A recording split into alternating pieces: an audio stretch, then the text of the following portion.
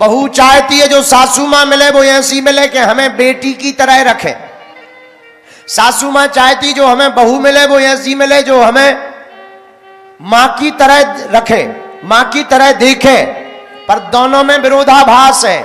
बेटी चाहती है सासू मां के जो बहू बनकर आए वो बिटिया की तरह रहे, पर खुद मां नहीं बनना चाहती है। बहू चाहती है सासू मां की जगह मां कि जो सासू मां में मिले वो हमें बिटिया की तरह रखे, स्वयं मां की तरह रहे, पर स्वयं बेटी बनकर के नहीं जाना चाहती है। अगर घरों में सासू मां बहुओं को बेटी मान लें और बहुएं सासू मां को सासू हटा दें, अपनी मां मान लें, तो घरों की महाभारत बंद हो जाएगी। बोलो जय सिया राम। वरना आजकल जितने भी बंटवारा होते हैं शादी के बाद ही होते हैं। और हमें जितनी आज तक माताएं मिली वो ऐसे ही मिली। गुरुजी इतनी जानकारण है, वो बहू ऐसो वशीकरण कर दो हमारे बेटा पे कि हमारी तो सुनता ही नहीं है। बताओ लो। बोलो जय सिया राम। जोर से बोलो। ये वशीकरण का प्रभाव नहीं है, संस्कार का प्रभाव है।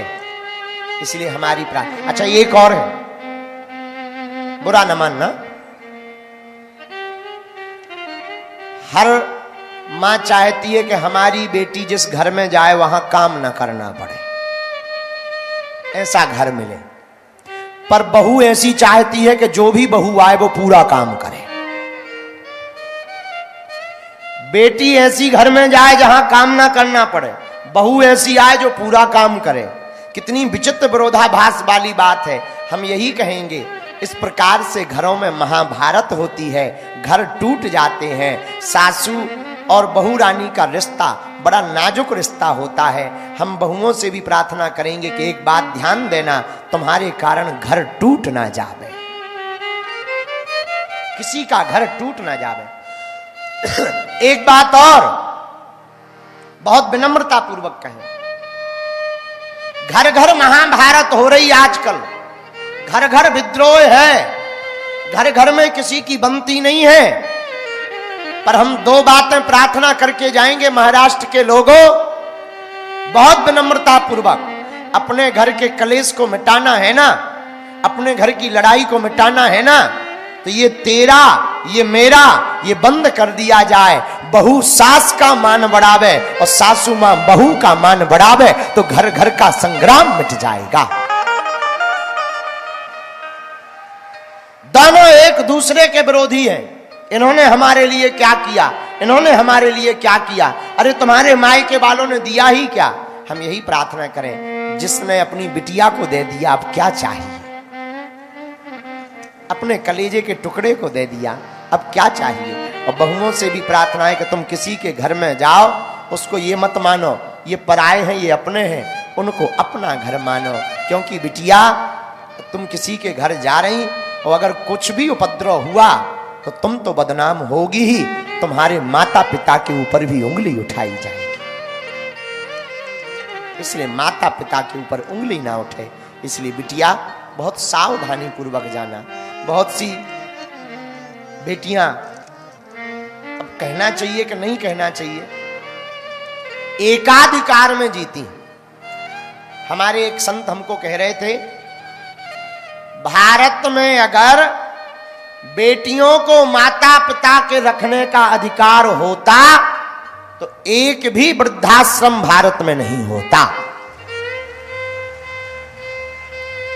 अगर बेटियों को माता पिता को रखने का अधिकार होता बेटों की जगह। लेकिन हम एक बात इसमें जोड़ रहे हैं, क्या अगर बहुएं ही सास ससुर को माता पिता मान ले तो भी भारत के वृद्धाश्रम बंद हो सकते हैं।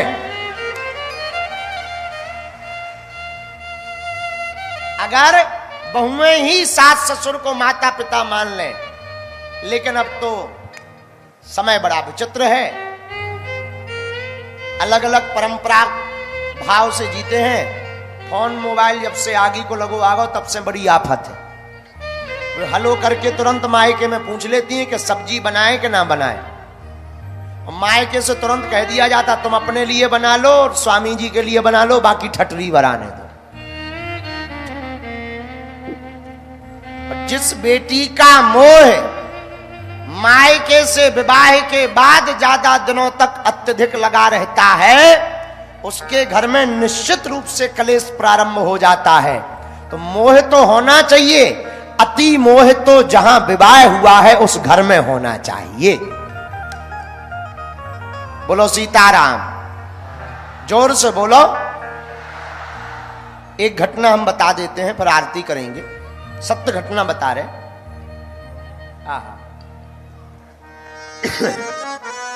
एक गरीब घराने की बिटिया थी, साधारण परिवार, बहुत गरीब, पर देखने में बड़ी प्यारी थी, सुंदर। उसका विवाह एक अमीर घर में हो गया, चरित्र के कारण और स्वरूप के कारण। जब उसका विवाह अमीर घराने में हो गया तो पिता ने कर्जा लेकर के 2-2.5 लाख में उसका विवाह किया। बहुत साधारण परिवार था, गरीब। रक्षाबंधन के बाद में, अब आपके यहां ऐसा होता है कि नहीं होता है, हमारे तरफ में बेटी पक्ष के यहां से मिठाई जाती है। रक्षाबंधन बेटी पक्ष के यहां से मिठाई जाती है और उस मिठाई को पूरे मोहल्ले में बांटा जाता है, बिटिया के ससुराल में। तो बिटिया को तो पता था कि हमारे घर पर ज्यादा कुछ है नहीं, अमीर घराना, और 1-2 मिठाई के डब्बा में कुछ होना नहीं।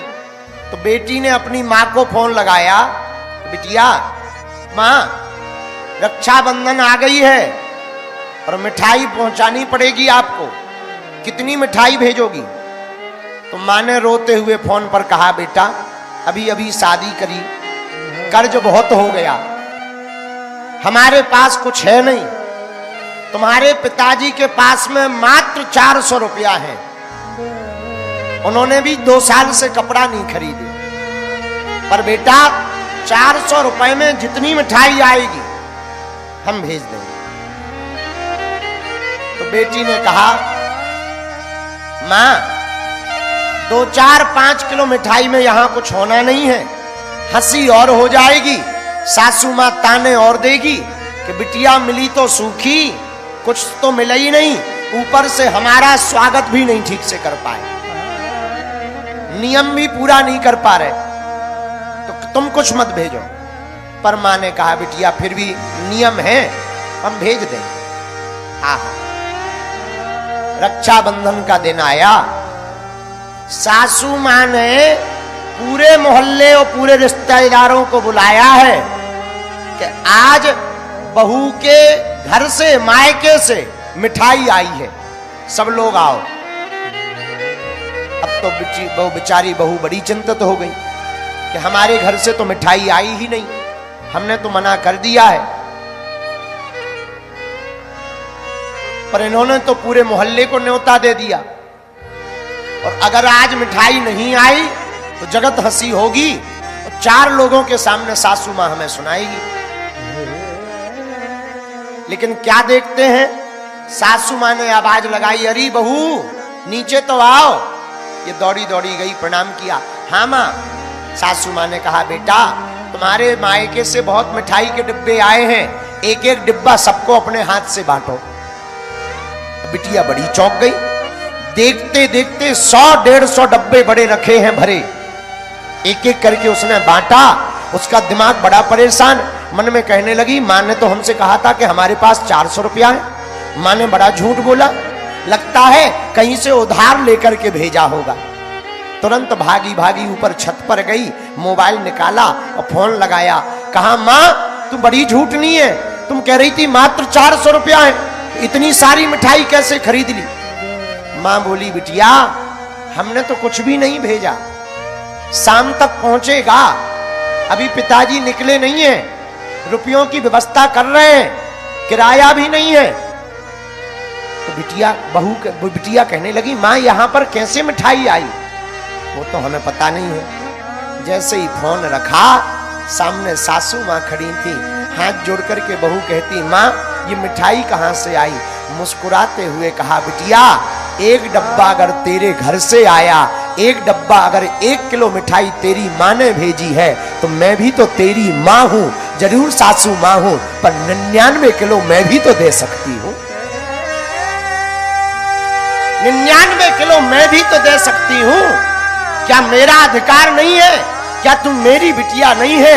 इतना सुनते ही झरझर करके आंसू बह गए बहू के। अब बताओ, ऐसे घर में कहां महाभारत होगी? ऐसे घर में कहां क्लेश होगा? ऐसे घर में कहां लड़ाइयां होगी? ऐसे घर में कहां बंटवारा होगा जहां सासू मां बहू का मान बढ़ाए और बहू सासू मां का मान बढ़ावे? जहां एक दूसरे का मान बढ़ाए, उस घर में कभी बंटवारा नहीं हो सकता। इसलिए मेरे प्रियजनों, मेरी आत्माओं, महाराष्ट्र के जितने भी लोग आज की कथा में सुनने आए, तुमने राम कथा से क्या सीखा हमें ये पता नहीं है। तुम्हें हमारी कथा कितनी समझ में आई हमें ये पता नहीं है। तुमने राम कथा से क्या पाया हमें ये पता नहीं है। पर राम कथा से अगर घर तुम्हारा मंदिर नहीं बन पाया, घर का कलेश नहीं मिट पाया, तो तुम्हारा सुनना बेकार है। तुम्हारा राम कथा सुनना व्यर्थ गया। इसलिए महाराष्ट्र के प्रिय लोगों, झुकते वही है जिसमें जान होती है, अकड़ तो एक मुर्दे की पहचान होती है। थोड़ा झुक जाने से अगर रिश्ता चलता हो ना, तो रिश्ते को तोड़ने मत देना, रिश्तों को मिटने मत देना। क्यों? सप्ताह में 7 बार होते हैं। कितने? बोलो। सप्ताह में 7 बार होते हैं, पर 7 बार उसी के बढ़िया होते हैं जिसका 8वां बार परिवार होता है। 7 बार है, 7 दिन। 7 दिन बढ़िया तभी हो सकते जब 8वां बार परिवार एक साथ हो। लोग कहते हमारे घर में खुशियां नहीं है, हम अमीर नहीं है। भैया, धन से कोई अमीर नहीं होता। जिसके घर पर बूढ़े माता पिता बाहर बैठकर हंस रहे हो, बच्चे संस्कार में झुक रहे हो, एक चूल्हे पर सबके घर सबके लिए रोटी बन रही हो, उससे ज्यादा अमीर इस दुनिया में कोई भी नहीं है।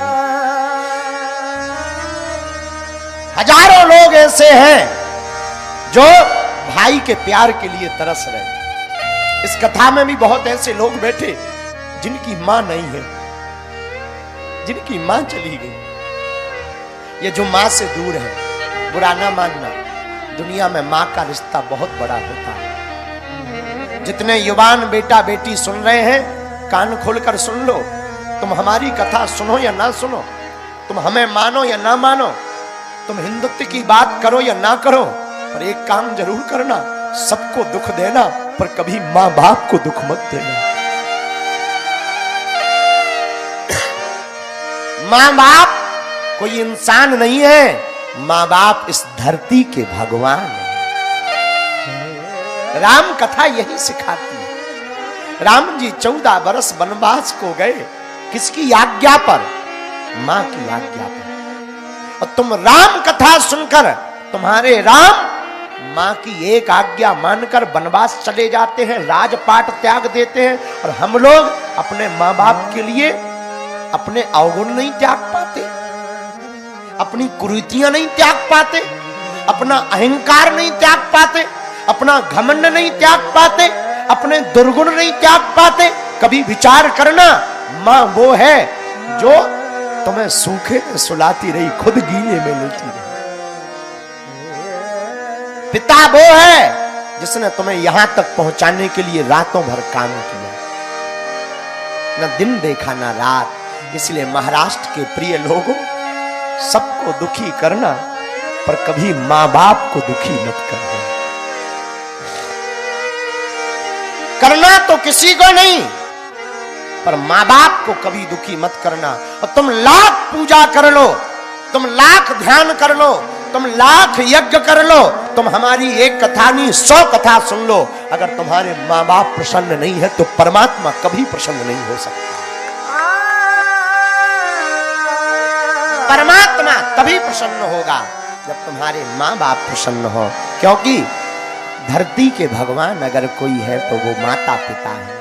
हमारे गांव के बगल में एक संत बड़ा अच्छा गाते हैं, वो कहते हो कर लो मात पिता को मान, जे हैं धरती के भगवान। कर लो मात पिता को मान, जे हैं धरती के भगवान। लेकिन आजकल घरों की स्थिति विचित्र हो गई, दुर्दशा हो गई। आजकल माता पिता को कोई नहीं पूछता, माँ बाप बेचारे चुप पड़े रहते। आजकल वृद्धाश्रमों की भीड़ बढ़ गई, वृद्धाश्रमों में भीड़ बढ़ गई। वृद्धाश्रमों में क्यों? क्योंकि पुत्र और पुत्रियां विचित्र होने लगे हैं। आजकल माँ बाप को तब तक मानते हैं जब तक संपत्ति हाथ में नहीं आती। हम हाथ जोड़कर प्रार्थना करेंगे सभी बेटा और बेटियों से, कृपा करके तुम सबसे अलग हो जाना, कभी माँ बाप से अलग मत होना, कभी माँ बाप से अलग मत होना। एक बार की घटना हम अक्सर बोलते हैं, सदा बताते हैं, आज भी बता के विराम करते हैं। हम एक बार एक वृद्धाश्रम में गए थे, वहां बूढ़े माता पिता रहते थे, सब हमको मिलने आ गए। हम पार्ले जी बिस्कुट और कुछ फल लेकर के गए थे, सभी बूढ़ी माताएं आशीर्वाद देने आ गई। लेकिन हम देख रहे कि खिड़की के पास में एक बूढ़े माता पिता खड़े हैं, एक दूसरे को पकड़ के, वो जाली पकड़कर 2 घंटे से ना उन्होंने हमारी तरफ देखा ना आए, एकदम बूढ़े। हमसे नहीं रहा गया तो हमने एक दादी जी से पूछा, दादी ये दोनों लोग खिड़की पे क्यों खड़े हैं, खिड़की से क्या देख रहे हैं, ये दोनों लोग हमारे पास मिलने क्यों नहीं आ रहे, क्या बात है, इनकी तबीयत तो ठीक है? उस बूढ़ी मां ने जो जवाब दिया ना, हमारा तो कलेजा फट गया, आंखें वहीं फूट पड़ी। वो बूढ़ी दादी बोली, बेटा दरअसल ये खिड़की से अपने बेटे का घर देख रहे हैं, सामने बेटा का घर दिखाई पड़ता है, बहू बेटा रहते हैं और छोटा सा नाती है, वो स्कूल पढ़ने जाता है। ये लोग इतना प्रेम करते हैं कि उसे स्कूल जाते हुए बस में बैठते देखते हो, स्कूल से आते हुए उसको देखते। जैसे ये बात हमने सुनी, हमारा तो हृदय फूट गया। हम हाथ जोड़ करके प्रार्थना करेंगे, नागपुर के लोगों, महाराष्ट्र के लोगों, मुहाड़ी के लोगों, तुम भले ही पूजा पाठ मत करना, पर कभी भी अपने माँ बाप को दुखी मत करना।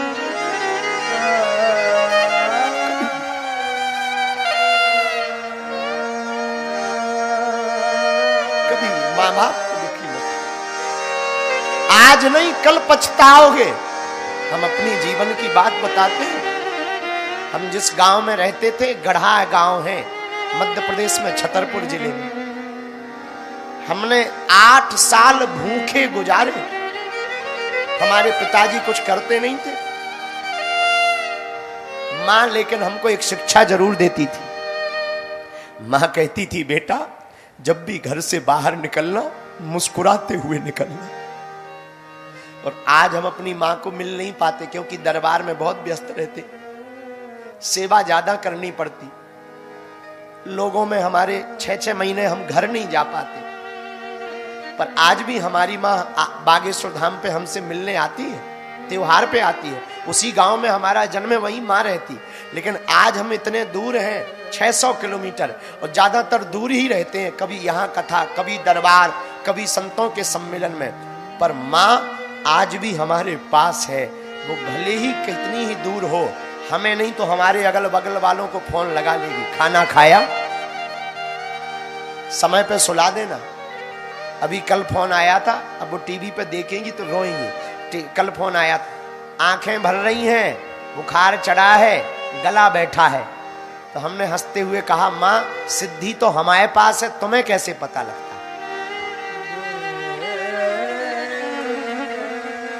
माँ कहती है, बेटा हमें पता है तुम हमारे बेटा हो। भैया सबको दुखी करना, कभी माँ बाप को दुखी मत करना। कोई हमसे पूछे तुम्हारी सफलता का राज क्या है, तो हम ताल ठोक करके कहेंगे माँ बाप और गुरु का आशीर्वाद। तुमने जो पाया माता पिता से, मेरे प्रियजनों, तुम भगवान को प्रसन्न कर पाओ या ना कर पाओ, तुम भगवान के दर जा पाओ या ना जा पाओ, मेरी प्रार्थना है तुम अपने माँ बाप को जरूर प्रसन्न रखना।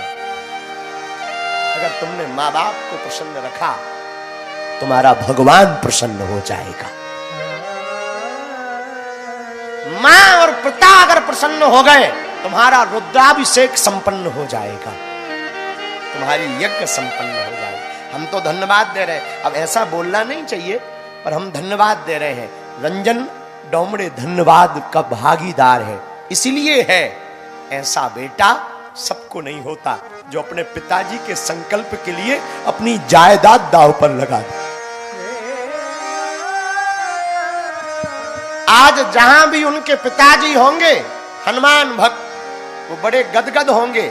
आज जितने भी लोग यहाँ कथा सुन रहे, तुम भी बहुत भाग्यशाली हो, तुम्हारे पूर्वज भी ऊपर बैठे बैठे धन्य कह रहे होंगे कि हमारे वंश में एक बेटा बेटी ऐसी जाई बहू आई जो भगवान की कथा सुनकर के हमको भी मुक्त करवा रही है।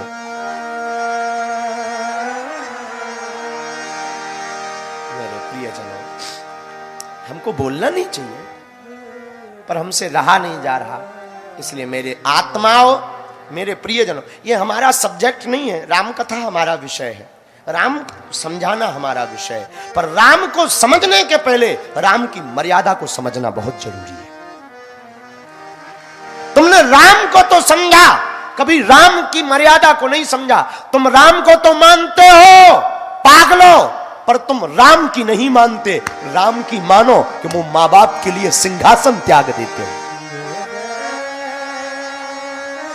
राम की तो मानो कि वो भाई के लिए पैदल वनवास चल पड़ता है। और तुम्हारे घर में महाभारत, और तुम कहते कि हम राम के हैं, और तुम कहते कि हम राम के भक्त हैं। क्या खाक राम के भक्त हो? राम के होते हुए भी राम जैसे आचरण नहीं, माथे पर टीका नहीं, माता पिता के लिए आदर नहीं, दुत्कारते हो, गाली बकते हो, पिता से कहते चुप हो जा बुढ़ापा आ गया, और तुम कहते तुम राम के हो। क्या खाक राम के हो? तुमसे भला तो रावण ठीक है। अगर तुम राम के हो तो राम के आदर्श को मानो, बुरा ना मानना। हमारी कथा में बहुत लोगों को विवाद लगता, हमारी कथा बहुत लोगों को बुरी लगती, पर हम बोलते बिल्कुल सामने हैं, मुंह पर बोलते। हम अपने आप को भी नहीं छोड़ते हैं बोलने पर। तो सत्य हमेशा क्रांति करता है।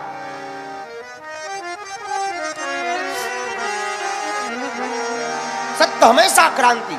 इसलिए मेरे पागलों, जितने भी बच्चे बैठे, चाहे वो बजरंग दल के बच्चे हों, चाहे वो हिंदू सेना के बच्चे हों, चाहे सनातन सेना के बच्चे हों, अथवा पर जितने भी कट्टर सनातनी बैठे, युवान भाई बहन, हमारी बेटियां, हमारी बहनें, हमारी प्रार्थना है तुम सब कुछ पा लेना, तुम प्रसिद्धि पा लेना, तुम सिद्धि पा लेना, प्रबुद्धि पा लेना, पर प्रार्थना है माँ बाप का आशीर्वाद पहले पा लेना। बड़ा कष्ट होता, बुरा नहीं। अब बोलना चाहिए कि नहीं बोलना चाहिए, अब हम क्या बताएं, हमें बोले बिना रहा नहीं जाता। जब हम देखते हैं और सुनते हैं उस सोहेल नाम के अंसारी के पास में जब बहन बेटियों को हिंदू भेजते, कलेजा फटता है हमारा,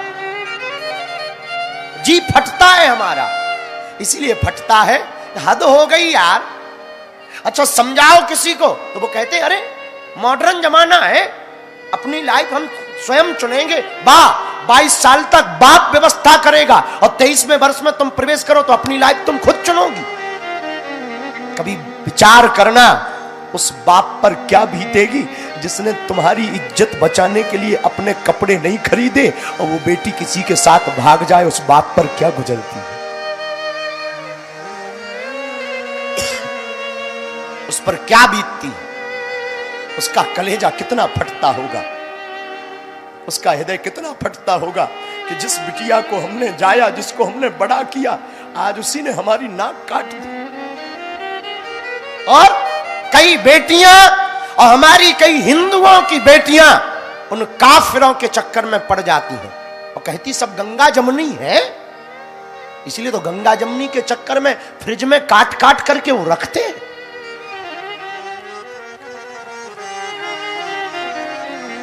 हम किसी के विरोध में नहीं हैं, हमें मुसलमानों से कोई दिक्कत नहीं, हमें ईसाइयों से कोई दिक्कत नहीं है, हमको दिक्कत है हिंदुओं में दोगलेपन से।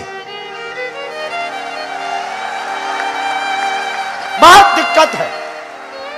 जब इनका खून नहीं खोलता, जब तुम नहीं बोलते, जब तुम चुप रहते। आज कितने महात्मा आपस में लड़ रहे, और महात्मा लोग, अभी हमने एक किसी महात्मा को ठोका था तरीका से, और उनको तो हम मिलेंगे ठीक तरीके से, बहुत उसमें नहीं। हमारा उद्देश्य सिर्फ इतना है, हमारे भारत के बच्चे, हमारी भारत की बेटियां सुरक्षित हो जाए, हमारे भारत का भविष्य सुरक्षित हो जाए, हमारे भारत के हिंदू सुरक्षित हो जाएं, हमारी रामचरितमानस राष्ट्रीय ग्रंथ बन जाए,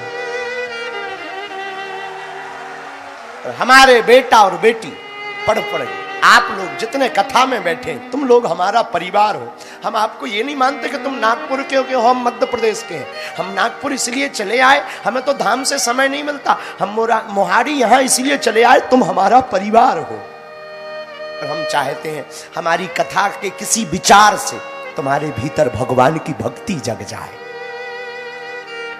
एकता जग जाए, इसीलिए कथा सुनाते। और तो कोई उद्देश्य है नहीं। आपसे हम दक्षिणा तो लेते नहीं है, जितना बनता है हाँ यजमान से लेते हैं, ये हम तुम्हें बता देते हैं। जो कथा करवाता है उससे लेते हैं, और लेते इसलिए कि खर्चा काय में चलेगा, हलवा में, तो यजमान से लेते हैं, आपसे तो लेते नहीं। और आप उद्देश्य, और जो मिलता भी है वो हर साल कन्या विवाह में, शिवरात्रि को बेटियों के विवाह में लगा देते हैं। लेकिन मेरे प्रियजनों, हम तुमसे फिर कहेंगे, आप हमारी आत्मा हो। बगल में सब युवान बच्चे खड़े हैं। आज कथा में तुम कसम खा करके जाना, बेटा वो नहीं है जो बाप के नाम से जाना जाए, बेटा वो है जिसके नाम से मां बाप को जाना जाए। तो आज तुम कथा में मन ही मन कसम खाकर जाना कि जब तक जीना मां बाप की इज्जत करना, और एक दिन ऐसा लाना कि तुम्हारे मां बाप को गुमान हो गए ये हमारा बेटा। वो कहे सच बताएं,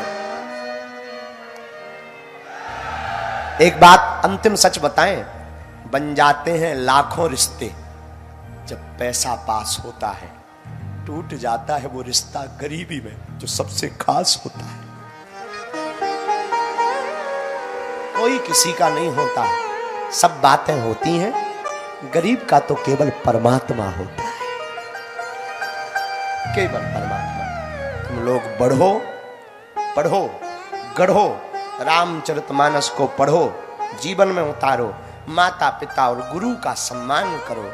और मेरे युवान भाई बहन पढ़ो, अपने बच्चों को भी पढ़ाओ, कथा भी सुनाओ, ताकि विचार शुद्ध रहे, भक्ति बनी रहे।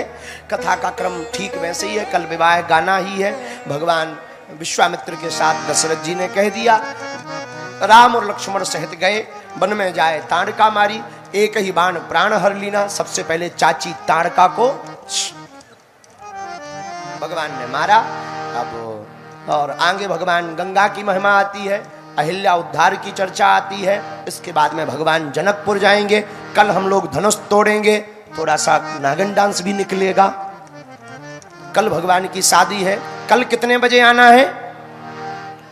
नहीं, कल हम दिन में विचार कर रहे हैं, 3 बजे आ जाएं हम, हैं? क्योंकि कल हमें जाना भी है ना। कल ही हमको विदा भी लेनी, यहाँ से धाम पहुँचना है, वहाँ हमको दरबार लगाना परसों मंगलवार का।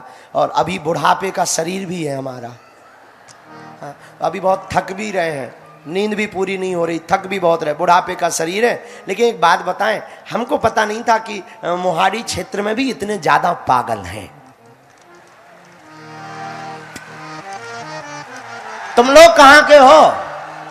यही मोहाड़ी के हो क्या? नागपुर, बालाघाट, मध्य प्रदेश के कितने हैं? महाराष्ट्र के कितने हैं? ओ, अरे ये तो सब महाराष्ट्र वाले ही बैठे हैं, पर हमारे ही घर वाले बैठे हैं भैया। आज की कथा को विराम करते हैं। आज के सूत्र तो याद है तुम्हें, हैं कि नहीं? अरे जो लाइव सुन रहे वो भी बताओ, हैं? सुनो आज की कथा। हाँ, अरे बताना भूल गए, 5 दिन के अंदर हमें लाइव आना था, बात करनी थी। कल दोपहर में 12 बजे से 1 बजे के बीच में लाइव रख लेते हैं, ठीक है? अच्छा, आप बैठे रहो। आध्यात्मिक प्रश्न तो नहीं है तुम लोगों के, तो हम माइक भेजें। पेट का दर्द मत पूछना। किसी का आध्यात्मिक प्रश्न हो, राम कथा से संबंधित हो या किसी पूजा पाठ से संबंधित हो, तो हम माइक भेज देते हैं। पर हां, लुगाई का दर्द, पेट का दर्द, पड़ोसी का दर्द, हमारा नाम बता दो, हमारी बीमारी बता दो, ये सब दरबार में बताया जाएगा। यहां प्रश्नोत्तरी में भर बात करनी है। तो ऐसा है कोई आध्यात्मिक प्रश्न वाला? अच्छा, जरा माइक लाओ बच्चों। चलो हम भेजते हैं माइक। बैठे रहियो, खड़े ना भइयो। बोलो जय सिया राम। 2 माइक लेके जाओ जरा।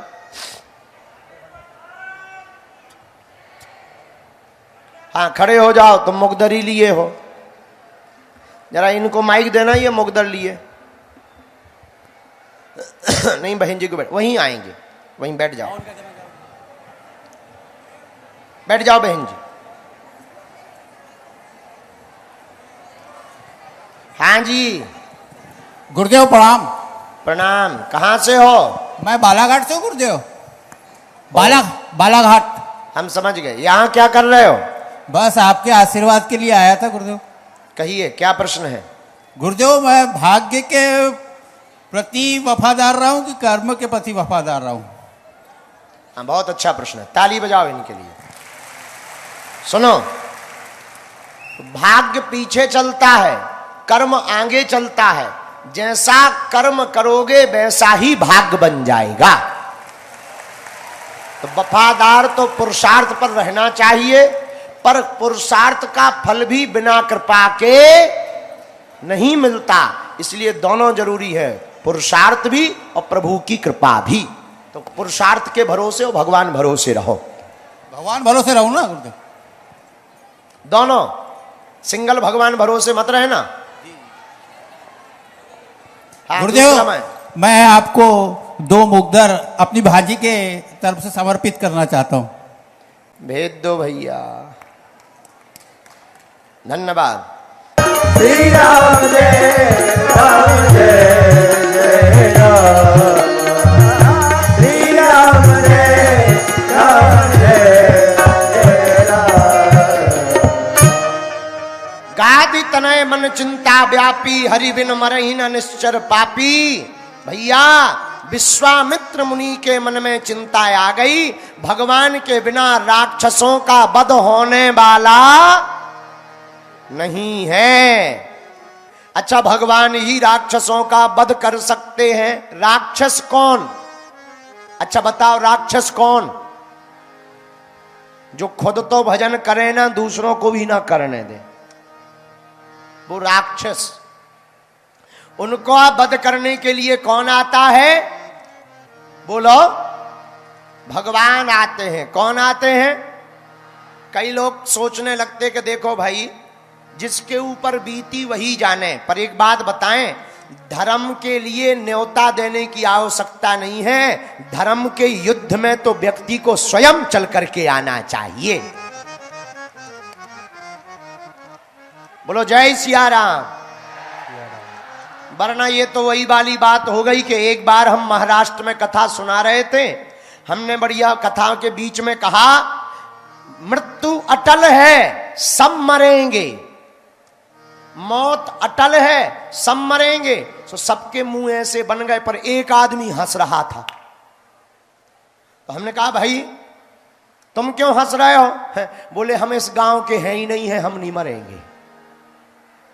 अरे हमने कहा तुम्हारी जय हो, क्या गांव में दूसरी जगह रहने से नहीं मरते हैं? भैया मौत तो तय है, सबको आएगी, इसलिए जीवन में जितने दिन हैं उतने दिन भगवान के भजन में गुजारना चाहिए। बोलो जय सिया राम, जोर से बोलो। तो विश्वामित्र जी के मन में चिंता आई कि हमारी रक्षा कौन करेगा। राजा दशरथ जी के पास गए।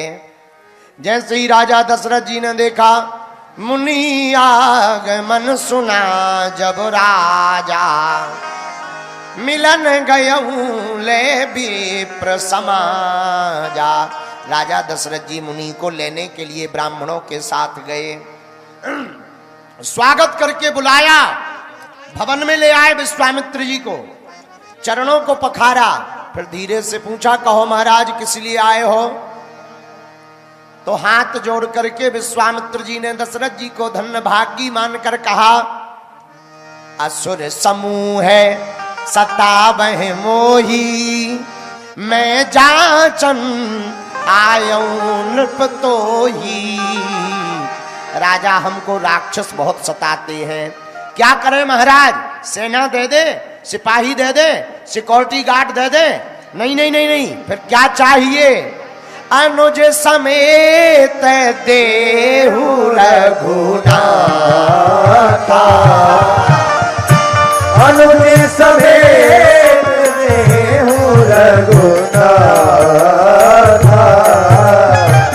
निश्चर बध में हो सना था,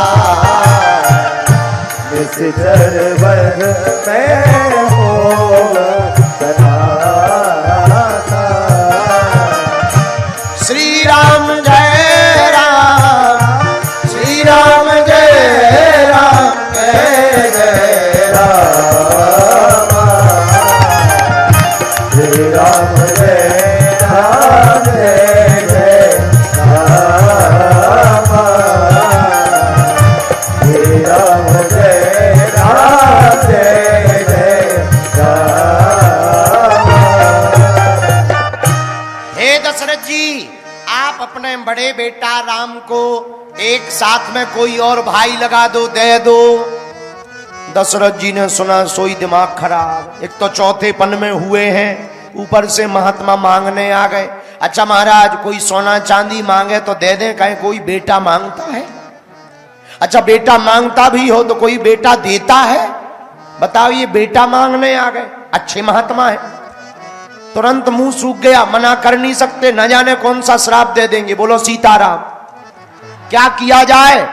हाथ जोड़ करके दशरथ जी बोले, महाराज चौथेपन पायो सुत चारी, विप्र वचन नहीं कहूं बिचारी।